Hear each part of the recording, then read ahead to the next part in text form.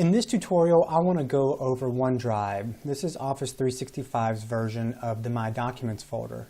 This is where you want to store all of your files and your folders from this point on, because OneDrive is in the cloud, and so it's always backed up, and you can also access it from any computer that has an internet connection. So you don't ever have to worry about losing all of your files if your computer ever crashes.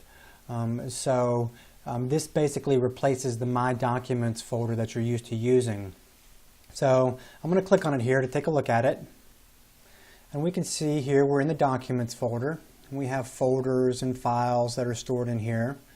We can also upload files to OneDrive, so if there's anything that's currently on your computer that you want to put in the cloud, you can do that here.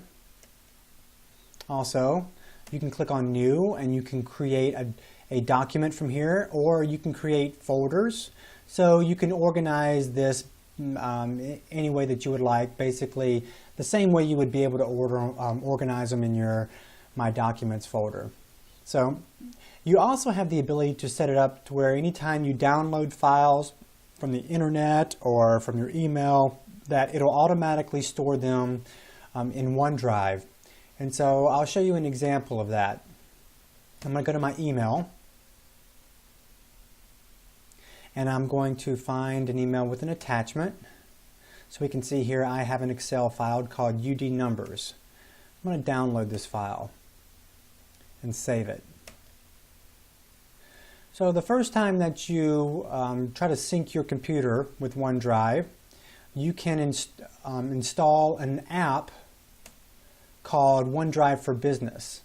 And when I download files from my email, it will put those files in OneDrive for Business, and this OneDrive for Business is automatically synced with OneDrive in Office 365. So we can see here that I have the UD Numbers file that I just downloaded, and you notice that they all have this green check mark next to them. That means that they have been synced with OneDrive. So if I go back to OneDrive, I now see that I have the UD Numbers file.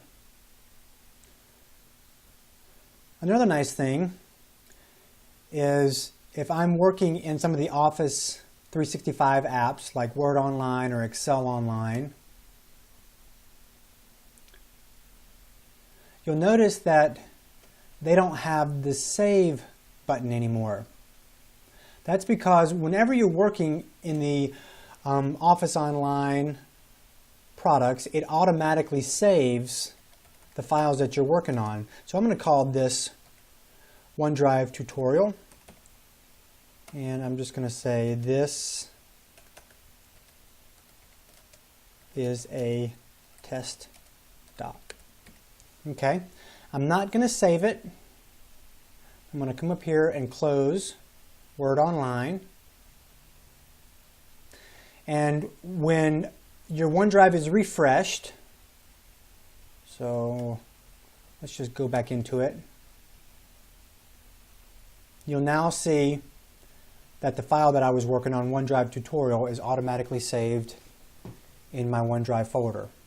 So this is a quick view of OneDrive and how to use it, and I hope this has been helpful in helping you to make the transition to using Office 365.